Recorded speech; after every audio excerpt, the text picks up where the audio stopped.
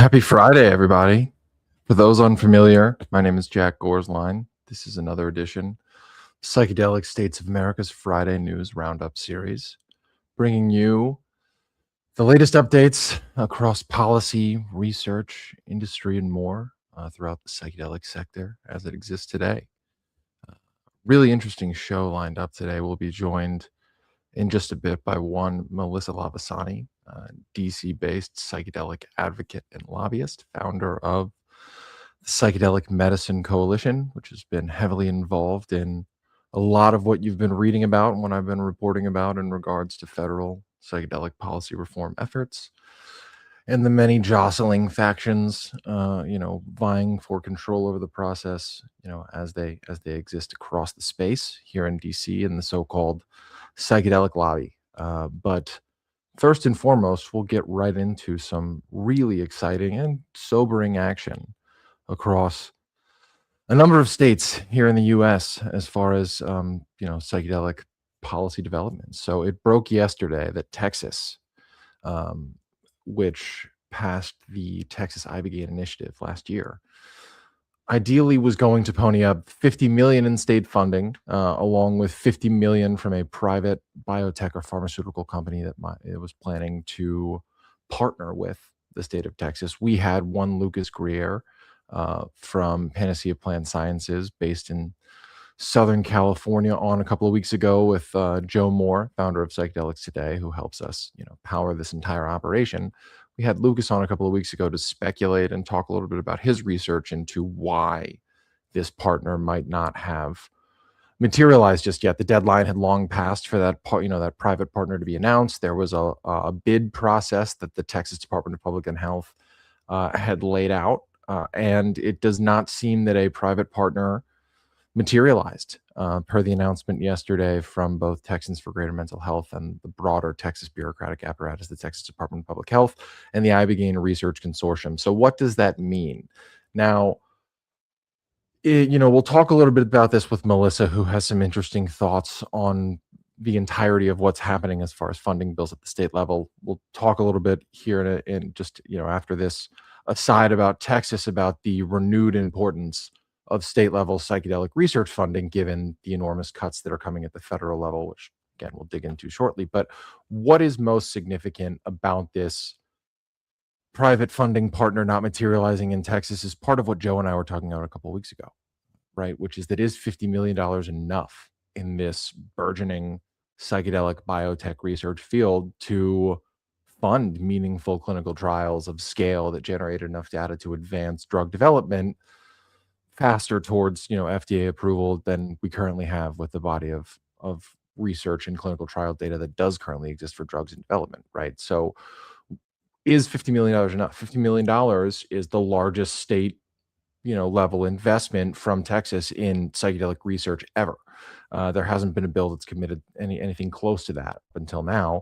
But the fact that $50 million is not enough for a private partner to take this seriously or even put in a bid to be the private partner for this ambitious proposal is very telling.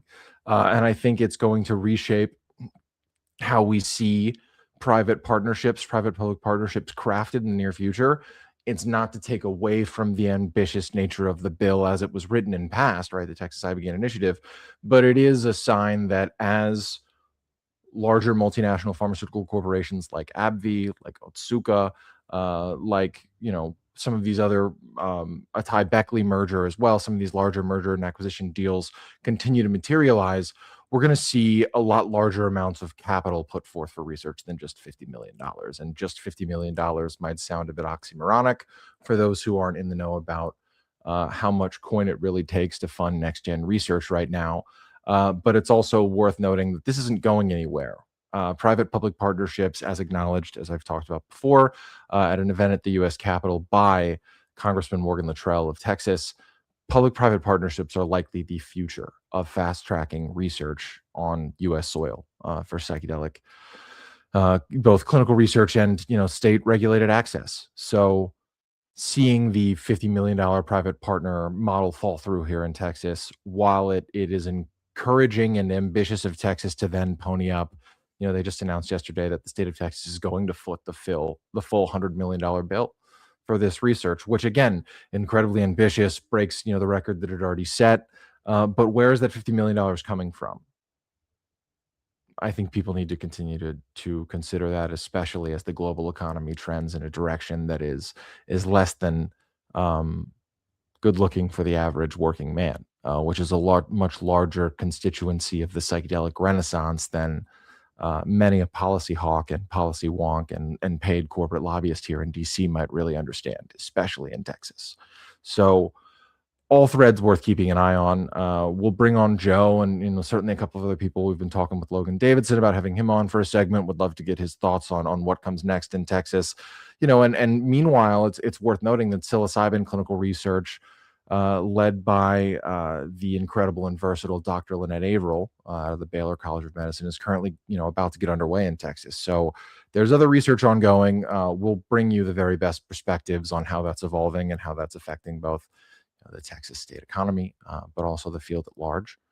It also really begs the question as to what the viability for some of the other ibogaine bills that we have seen advancing in conservative states really might be, considering they're all following that private-public partnership framework laid out in the Texas Ibogaine Initiative. It's a good segue to bring up that, and I want to shout out Jim Tate, who runs the Chronicles of Kaikian over on Substack. Really phenomenal writer. We just put out a great collaborative, the first of a new collaborative series with Jim and a few other contributors of the Psychedelic States of America book report series, where he reviewed modern psychedelics by one Joe Dulce. Also recommend his Substack, Modern Psychedelics. Always worth subscribing to. But Jim texted me earlier today and let me know West Virginia's governor actually just vetoed a very much, oft-hyped and widely covered in the psychedelic media ecosystem ibogaine research bill. It's notable that Compass Pathways also has their crystal polymorph psilocybin bill awaiting signature from the governor.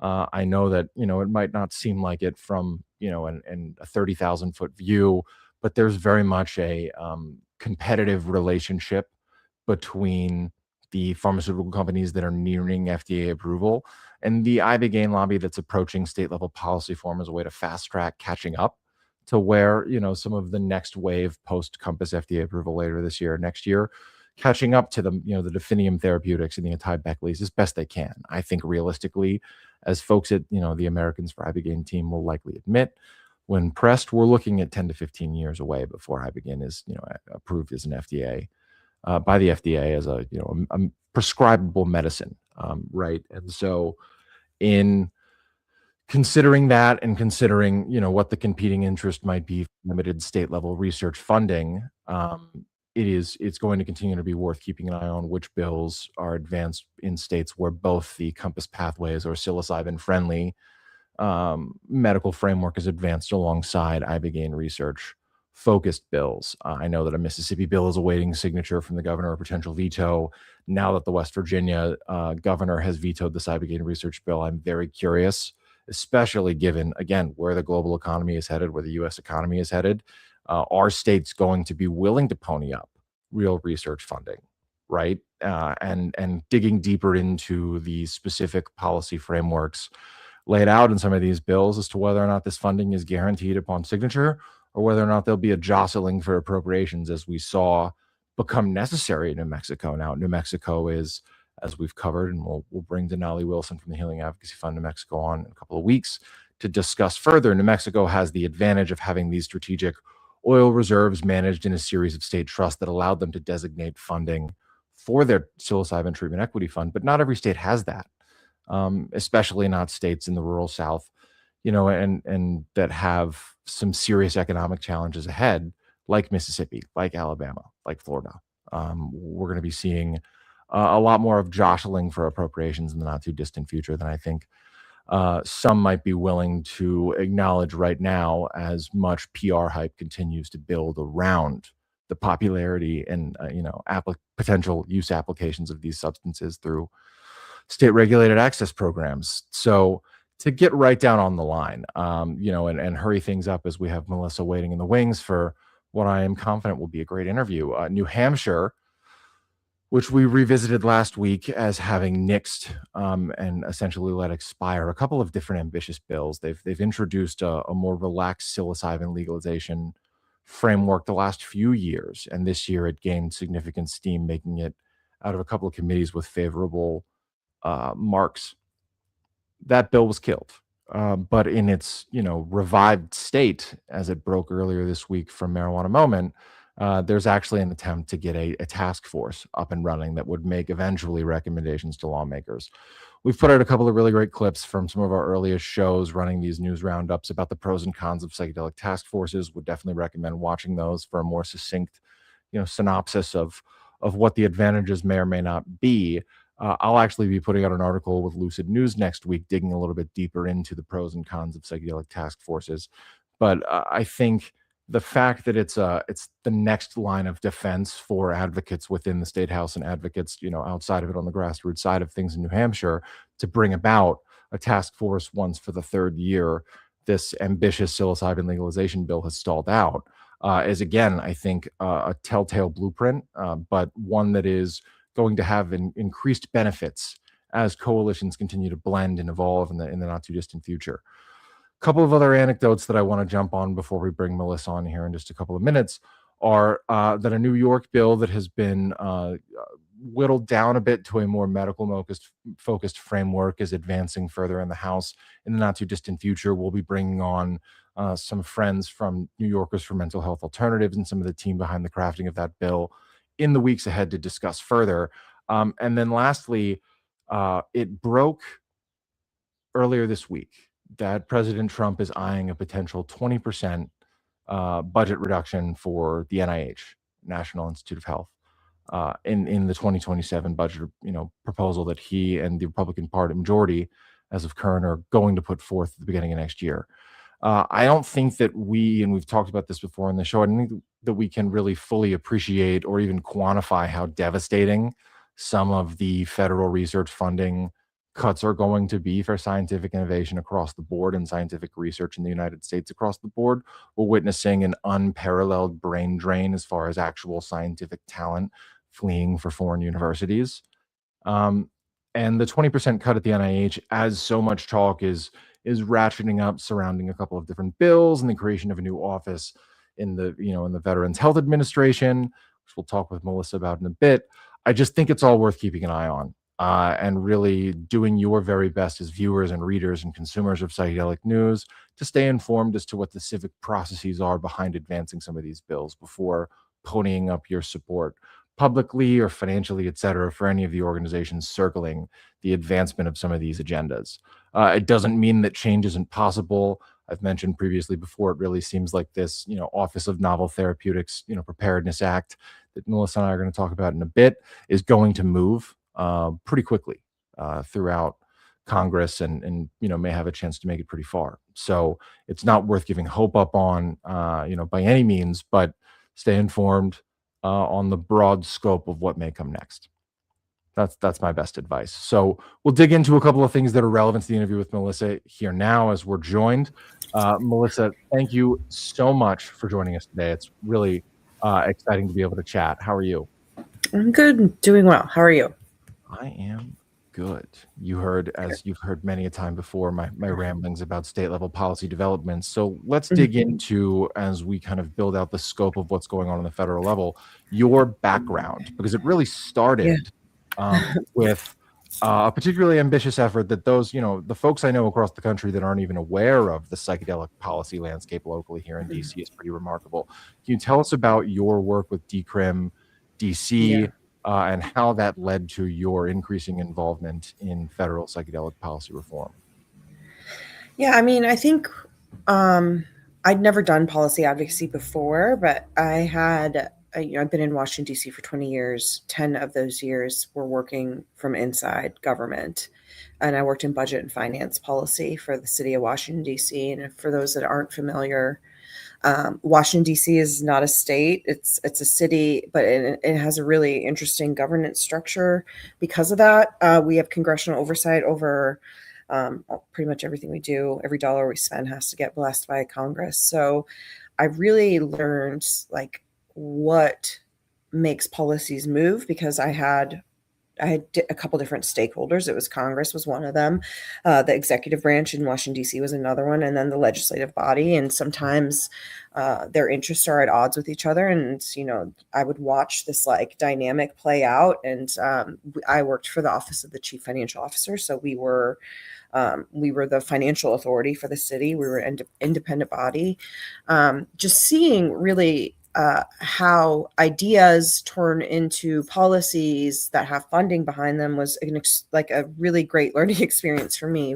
But I got to the issue of psychedelics because I had really terrible postpartum in 2017, 2018, 2019, after my second child was born. And I was left completely disappointed with our healthcare system. What my options were at the time, nothing was working for me. I felt like I was kind of brushed aside by my healthcare providers, and like they're just saying, like, get on the medication, go to talk therapy, you'll be fine. But I've seen that story play out for not being fine for so many people. So because I've got a graduate degree in public policy, I've done a little bit of campaign work. My husband has done a lot more campaign work than I have. He worked on the first Obama campaign. He's worked in smaller races as well. We were kind of curious what was happening after we had to kind of go rogue and grow our own mushrooms, because I didn't qualify for any clinical trials when this idea was introduced to me through a podcast that I listened to.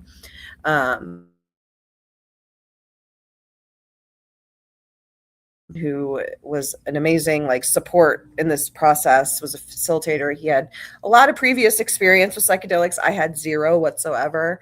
So he was helping me, guiding me through this process, because this was a brand new world for me. And after I got through it, I was curious what was going on in the policy landscape. At the time, it wasn't very much. There was a group of folks in Denver trying to decriminalize psilocybin mushrooms for the city of Denver. So we had just found them on social media and reached out and made contact with them, shared our story. And, they started to plug us into people in the psychedelic ecosystem, because we were obviously very much not in it. We'd never been to Burning Man. We're not part of the community here. So, we were talking to them. I got approached to run a campaign in Washington, D.C. to decriminalize natural psychedelics for the city.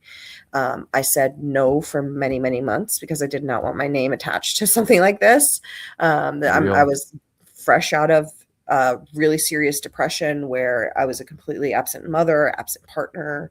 I needed to recover in my job as well. I wasn't doing great in any of my corner of my life. So ultimately, it got down to a point where we had to submit the paperwork, and it was really a lot of former, and still to this day, cannabis activists in DC that this funding for the campaign was coming through. Yeah. And they said, we would love you to do this. You're such a relatable person, being a working mother in DC.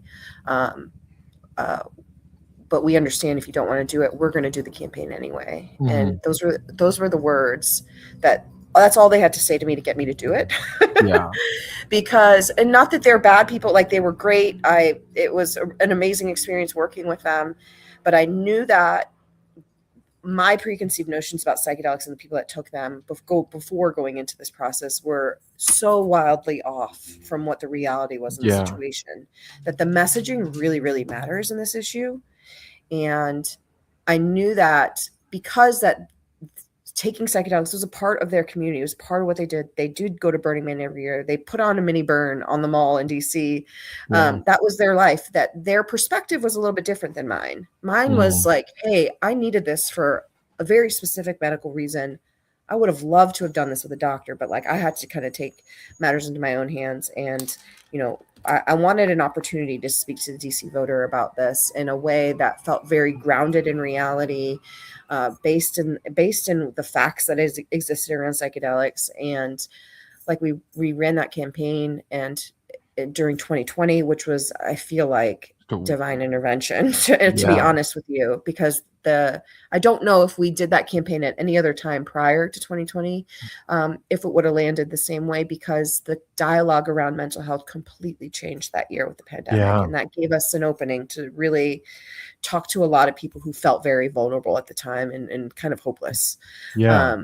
Well, and So one thing I do want to hone in on and get your perspective on in particular is how building, the leadership team for that particular campaign from truly local advocates and people who were coming at it from the same, let's diversify the narrative angle that you were and saw, as you said, saw was necessary. How has that, how was that impactful in a way that you had seen in other campaigns that they had failed to do, if that makes sense? Why was that in particular such a game changer for this DC Decrim campaign? Because we made it extremely personal. It was a risk that I took personally to do that. I knew that if I showed up and wasn't extremely raw and honest about my experiences and what happened within the healthcare system and what depression felt like, I knew that the public can sniff out something that's inauthentic. Exactly. And whether that happens within a 1-year campaign or something that lasts even longer, if you're not showing up and being 100% honest and authentic about what your experiences was and how you move forward with it, it's never going to stick with somebody. And I feel because I was so honest about my experience with postpartum, so many people were into it. They're like, wow, I can't believe she's telling us the raw and honest truth about what this was like. My mom went through this experience. My aunt, my father battled addiction, which is different than postpartum, but the same struggle patterns still existed for people that go through things like this, and they could relate to it. So I did become somebody that was very relatable for so many different folks, mother or not mother, mother related issues. And the outpouring that I received of support for this, where me and my husband were having discussions hey, if this doesn't land right with the public, we're just going to bail out of DC. We were having that discussion. I get it. Yeah. It's one of those things. I had 2 little kids at the time. I was involved with the PTA. I did not want to be ostracized from society. I wanted to be perceived as the mom that was doing her best and was trying and failing and tried this really risky thing that worked out really well for her, because that was my authentic experience. I was not curious about Burning Man. I'm not a part of the community. I don't recreationally take psychedelics. This was because I was just so desperate to get my life back. And I think people really resonated with that, that kind of desperation for some solution that will help them turn things around. Yeah, I think it's one of the things we've consistently seen in states where widespread reform has been made possible. Colorado, while there was, of course, and has been, indigenous outcry over the context of the bill's rollout and some of the contents of the bill as it pertains to indigenous reciprocity, the actual campaign and that ballot initiative had, a number of really well-connected and well-regarded advocates that were heavily involved in the Denver Decrim campaign, so that they were visible already. New Mexico, I think, is a truly heartwarming and one of the few progressively improving stories of psychedelic policy reform, and how that grassroots coalition has been able to push back at every turn when having had objections to the way things were progressing, and they've consistently committed to pushing beyond the boundaries of what's been done already and actively sought to innovate as they work out their regulatory framework, which I think is really admirable. And in DC, right, having lived here for about 6 months now, there's both a really fascinating blended community across the local landscape, but it also is, I think, really refreshing that one of the nation's capital is one of the freest places for personal consumption in the privacy of your own home. It's both an act of political rebellion and more politically protected than pretty much anywhere else in the union. So all that said, let's pivot to how that's impacted federal policy in building a coalition. And quick shout out to Mission to Live Foundation CEO Jay Kopelman, who's been heavily involved, Amy Rising, veteran mental health advocate, who's been involved in the crafting of some of these bills. What has the process that led up to the filing, both of the innovative Therapy Centers for Excellence Act. I got it right that time. Yay. And the novel Office of Therapeutics Preparedness Act. These two, synergetic bills that have been Yeah. filed stand the best chance of advancing through Congress this term. Yeah. The buildup was very slow, as anything is in Washington, D.C. After we won the campaign in 2020, and just like having completely different discussions with the DC community about mental health and people's like personal experiences and healthcare, like I had this like aha moment that yes, that campaign was important to me. I wanted to be sure that like women like me that had to take the health in their own hands felt protected in the process, wouldn't have to worry about, issues impacting their family if they got caught with this. And, I think we've had great conversations with the Metropolitan Police Department. There's not any undue targeting about this because we know like it's not true decrim, right? We had a change in the police regulations. We deprioritize this and for their enforcement. But I realized in the process of doing this campaign and socializing this issue within the DC community that I had this insane amount of privilege to be in the situation that I was in. And that meant how I translate that is like I had a husband that was supportive of doing anything he could to get me better, including breaking local and federal law to do it. Lots of people don't have partners that would be willing to do that, for better or worse, right? Like a lot of people don't have partners that will stick with them through a mental health issue or an addiction issue, right? Like, Yeah. And there's very good reasons for leaving somebody that's going through something like that, right? Like it is a very painful situation to endure on both sides, for the person that is mentally unwell and for the partner that's watching this deterioration happen to their family. Yeah. So that alone was a huge privilege that I had. I also had a boss at the time in DC government that was a mother herself, knew I had postpartum, saw me struggling. I can't even count how many times I'd be sitting in her office crying. It's like so inappropriate, but like I was in a desperate situation. She covered for me. She had compassion for me. She let me know like, hey, you've got a deadline this week. I know you're not going to meet it. So like, how do we mitigate this? Yeah. That alone is another huge privilege. I had health insurance. I had family members. My parents were coming in town. My in-laws were coming in town.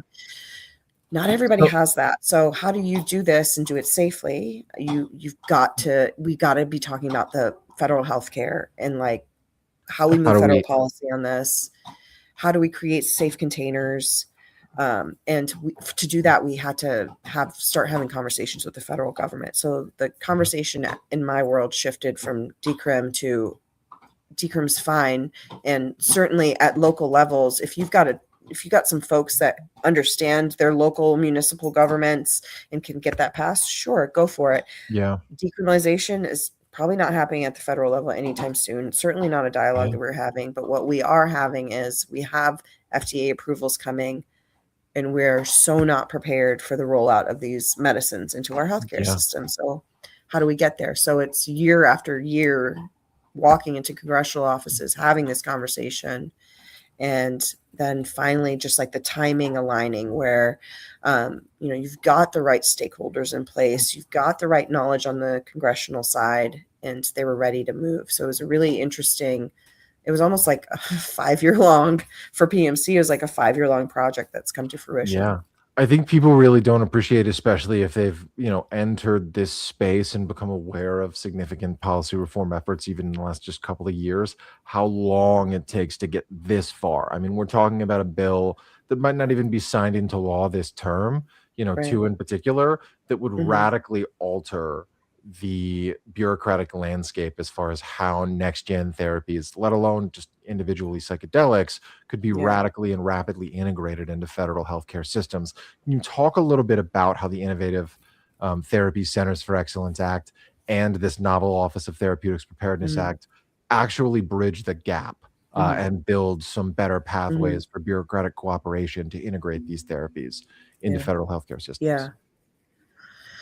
Well, the innovative therapies the Centers of Excellence Act, which Lou Correa introduced and then Gallego introduced last month on the Senate side, like that was the product of so many conversations being had with the veteran community that were really impactful to many congressional offices, but like no policy proposals were getting put forward. And this idea got cooked up basically in Senate VA committee like 3 years ago. So like it took that long to get us to where we are now. But we knew that the VA had some structural issues with, how they're going to bring in psychedelic assisted care into the Veterans Health Administration. And we've seen the Centers of Excellence model at the VA be successful. We've also seen it not be successful. So I think the intent was like, well, how do we create a successful Center of Excellence? And like, also like, how can we get a bill like this passed? And what are the things that you need to take into consideration? Yeah. So what are some of those things that need to be taken into consideration?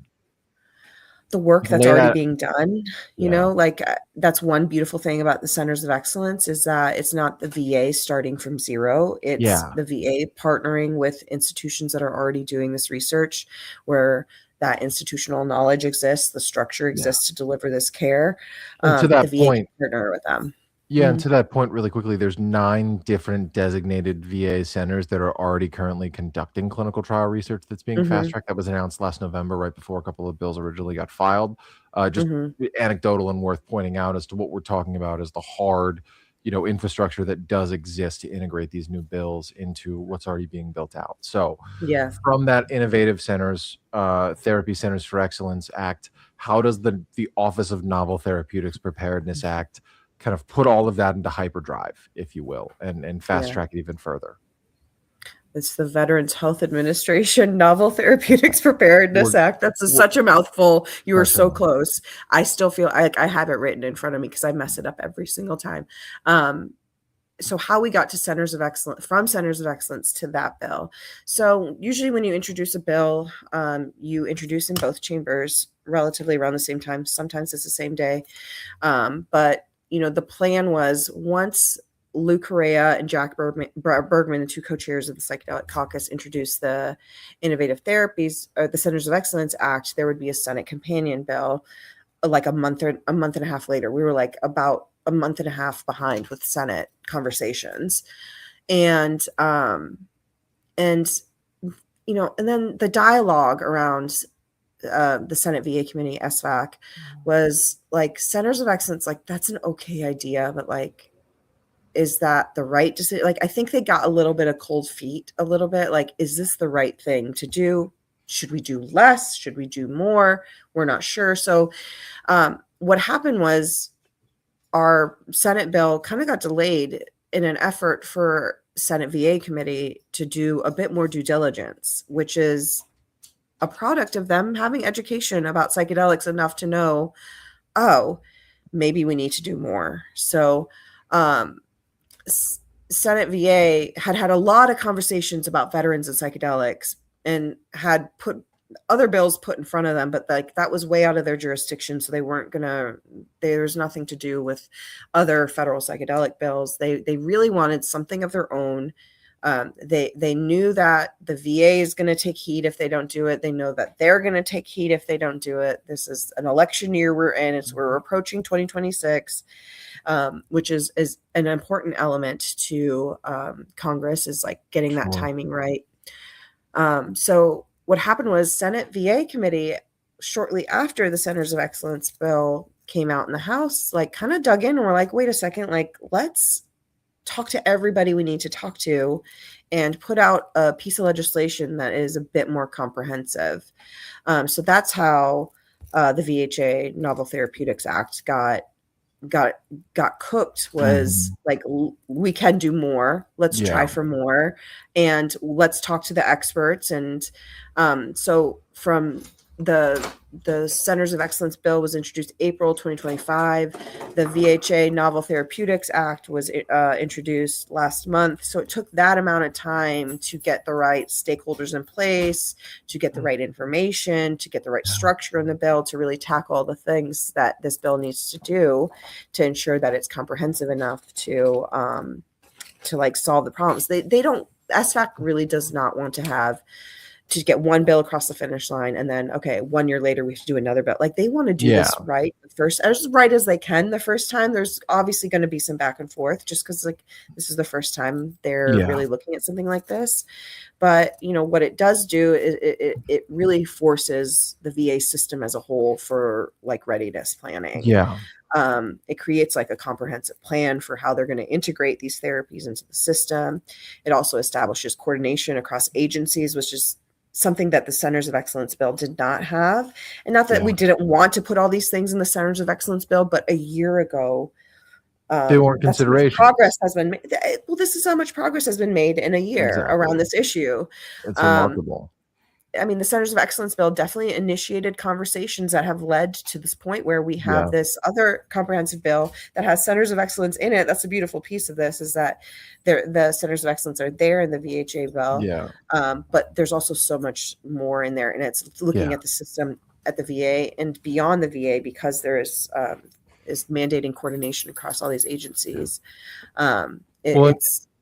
And one of the threads I think is worth noting, as far as like the bureaucratic, you know, jostling and the policy wheeling and dealing that happens behind the scenes, is that most folks who don't know, again, that these things can take 5 years just to get something like this really filed and having a chance of getting even just hearing, right? Even just a committee hearing that can take 3 to 5 years, is that most people assume, oh, like if it gains steam, we can just amend it down the line. It doesn't always work like that. And if you're going to, you know, shuffle through or like try to, weave in some last minute amendments as more information is made available, or momentum surrounding support advances, you're going to have to be willing to give some things up in other areas. And that can lead to political compromises that, you know, folks like Ruben Gallegos, senator from Arizona, who may very well run for president in 2028, is definitely eyeing it, from my understanding, right? Like, is it worth it to shuffle through the amendments, which is what makes, again, an emerging bipartisan, but ultimately like a progressive issue like drug policy reform, more specifically like psychedelic policy reform, because the veterans angle that ropes in so many conservatives. It's what makes the political wheeling and dealing and policy crafting process so much more unique than even cannabis before it. And to your point, this VA Novel Therapeutics Preparedness Act really is more than just a supplemental bill. It's more than just what they would have woven in from amendments. It's taking a look at how the landscape and support politically has already shifted for a much broader coalition in just a year, and saying, here's how we enhance what we already know we need to address.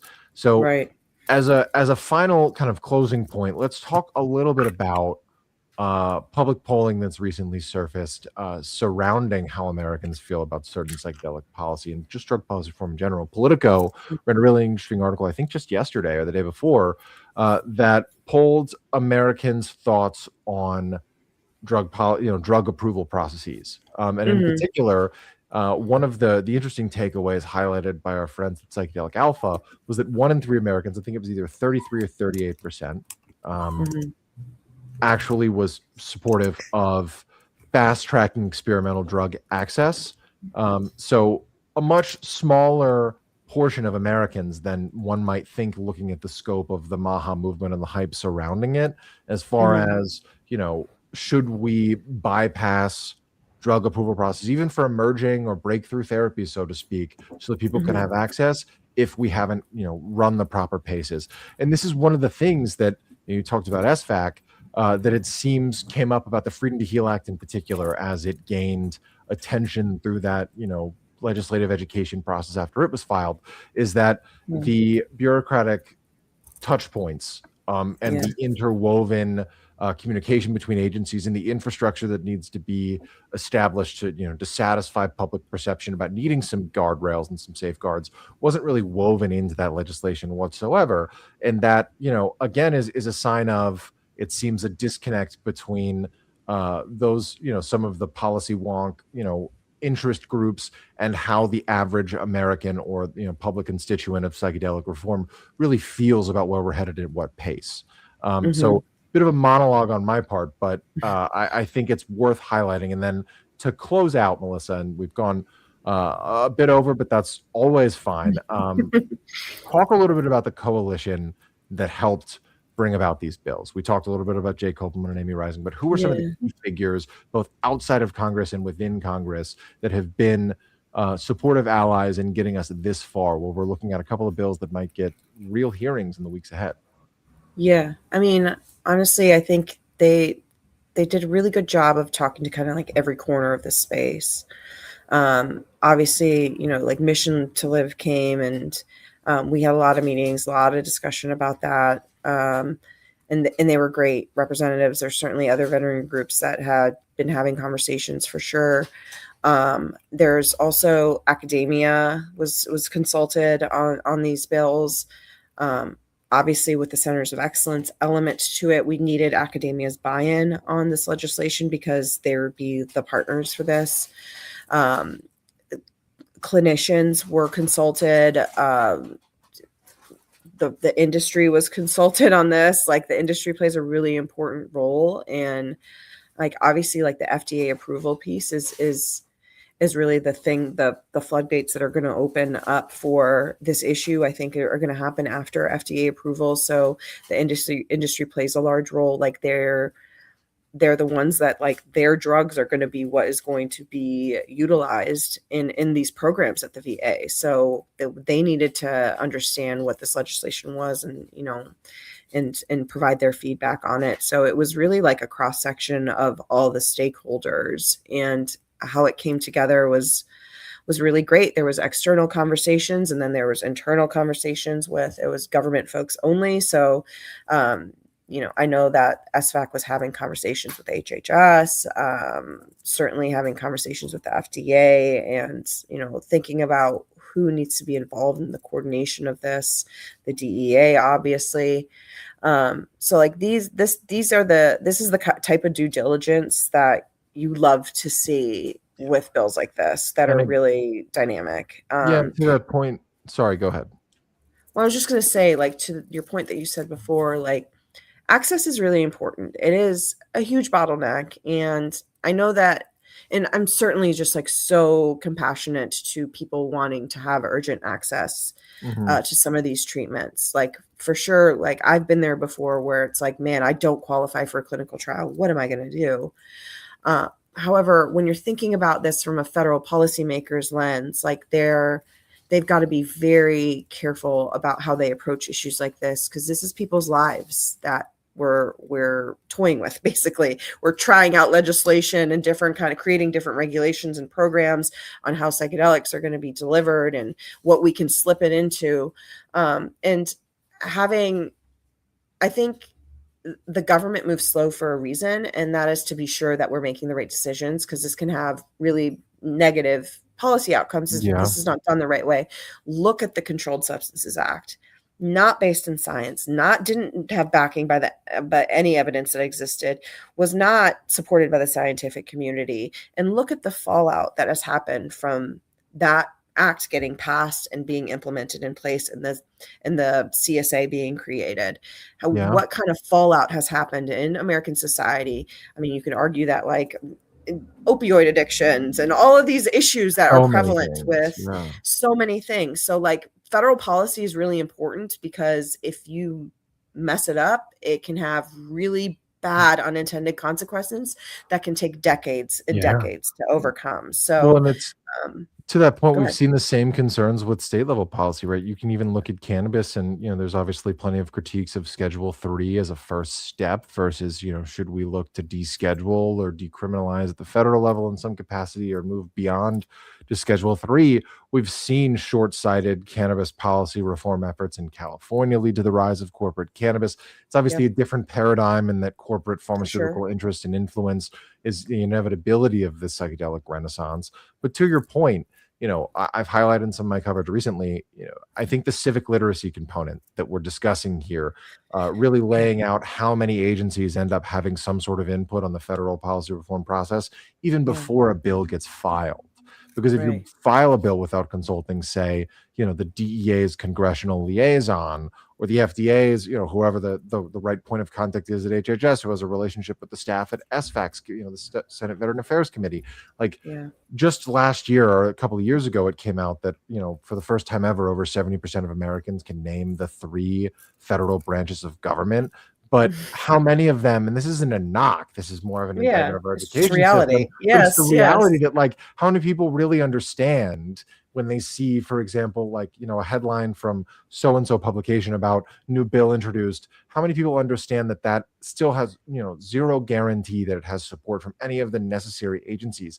And then to that Right. point, how many organizations, and this is something that I've talked about a lot, how many organizations capitalize on the willful, on that manipulative, ignorance, right? That Yeah. Yeah. unintentional ignorance the American public might have, to hype up Right. the potential advancement of a bill that Yeah. never had the legs to begin with. And Yeah. folks who've heard me talk about certain bills in certain states, etc., know what I'm referring to here.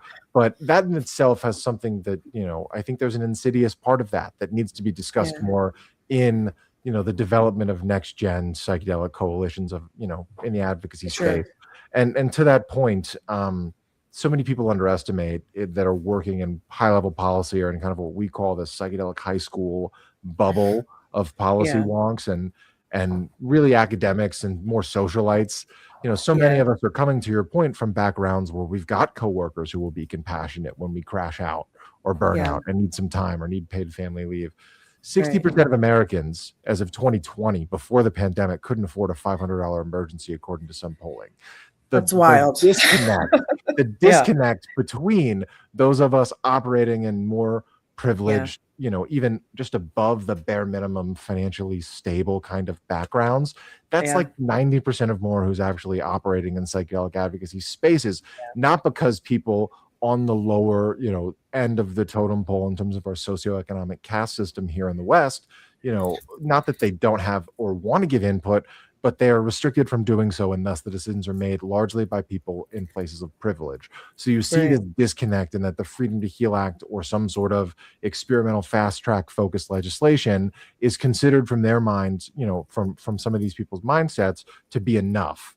Because if there's Yeah. a baseline level of legal protection there, then people will obviously go do whatever they can to get it. That's not necessarily the case. And there's still Yeah. enormous financial constraints in those kinds of settings that are Yeah. inevitably exploitative because of the lack of legal protection that Yeah. such a bill actually provides bureaucratically. So I'm Yeah. off on another tangent, and we do have to cut for time, but could go on, and surely, we will have more conversations in the near future, both here on the live stream and across the ecosystem here in DC. Melissa, to give us all, in kind of a sentence or two, how could we learn more about what you're doing with the Psychedelic Medicine Coalition, and what might come next for what your work in the space?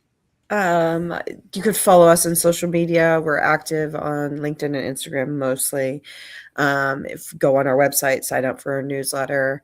And what is next? I mean, we throw a federal summit every May. Next year might be challenging with psychedelic science being in May. But this is the second year in a row that we did it. And it's a very, it's kind of one of these events that bringing together the right folks from the DC ecosystem, and bringing together the folks from the psychedelic ecosystem that where federal policy is relevant to them, and having these conversations where it's like, all right, like these are the things that are really important to us, and this is how we need to move. I would love the federal summit to become an event that is not just once a year. I think that there's so much work and so many dialogues that need to be had about, Agreed.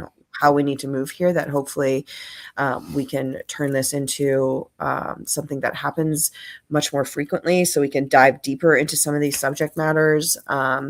But we are, for the rest of this year, we're in election year. That's notorious for this election is going to be probably one of the most interesting and consequential elections of our entire lives. They said that the last election, and I believe that it Yeah. was, but now we're leveled up now. Every single one from here on out seems like it will be, right? Yeah. So it like we're gonna keep working on supporting Congress the best that we can, Yeah. for moving these pieces of legislation forward.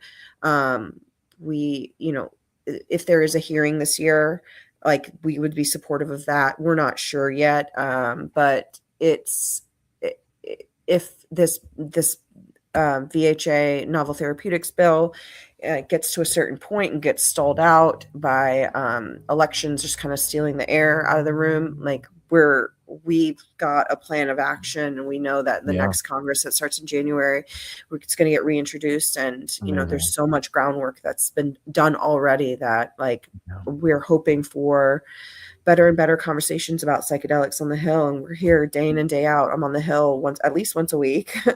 I live in Capitol Hill, so we're constantly having these conversations. And while it does seem like tedious at times, it does seem very slow moving. Like, I always remind myself, this is how things move in Washington, D.C. You just got to show up consistently with the same talking points, being clear about your ask, and ensuring that you're providing the right information to lawmakers. This is their careers, essentially. So we are because I have this experience working for government for so long, I'm very sensitive to the fact that these people are public servants, whether you agree or don't agree with them. They're putting their name and their entire family out on the line. And I want to be sure that this issue is not something that takes any of them down. Right. If anything, I want it to be an issue that helps them out. Because honestly, the members of Congress that are sticking their neck out right now and putting their name on the line with this issue, that's amazing. This is so early in the process. Education's there. We want to support them. And I think, to their credit, there's much more bipartisan support out there for this issue, as far as a pop culture issue that people will, I think, really gravitate towards politicians who stick their neck out for this, as many have, especially in younger generations, Gen Z, even younger millennials, towards politicians that stuck their neck out for cannabis legalization. It ends up being something of a progressive rallying cry, regardless of which aisle the politician actually sits on. And I think that there will be a necessary boost in the not too distant future for those who support this wholeheartedly with their chest out. That said, Melissa, thank you so much for joining. We will, of course, have you back on in the not too distant future with any and all updates, and stay tuned for updates on PMC's Policy Summit next month. Can't believe May is already next month, but to be continued. Thanks again, Melissa. All right. Thanks, Jack. Yes, ma'am. All right. So we went quite a bit over today. We did not run a show on Mondays, so I think it's more than okay to double up here on Friday. Truly just honored to be able to host this time every couple of days, and excited for what's to come. I would be remiss not to plug that I am actually on the road over the next few weeks. Head to Denver next week for PsyCon Denver. I'll be covering the conference on the ground and hosting what I hope to be an incredibly successful Psychedelic Writers Guild mixer in downtown Denver in the Golden Triangle. We'll include the RSVP link if you're going to be in the Denver area, if you're native to the Denver area, to join us. We're over halfway to capacity. Over 100 people have already RSVP'd to join us next Thursday. So we really hope to see you there. But if not, hit me up if you're in Denver, and would love to tell me about what you're doing. And looking for story leads actively. And then after that, I am headed out to the left coast for the Shrakuna Institute's Psychedelic Culture Conference. Really an incredible event every year. 3 phenomenal tracks, lots of coverage coming from yours truly, both for Psychedelic States of America, but also from our friends at Lucid News. We'll also be hosting a Psychedelic Writers Guild fundraiser at Tacoma Church of Oakland that Friday, April 17th, to open up the first night of both PCU 26 Psychedelic Culture, along with the New Living Expo and our friends from the Psychedelic Society of San Francisco. So if you were going to be in either of those two events or native to either of those two areas, we'd love to see you live and in person to learn a little bit more about what the Psychedelic Writers Guild has cooking. I'll be back on Monday with a couple of exciting updates and interviews and lots more to come in the weeks ahead. But until then, my name is Jack Gorsline. I'm the founder of this here Psychedelic States of America, and we'll see you next time.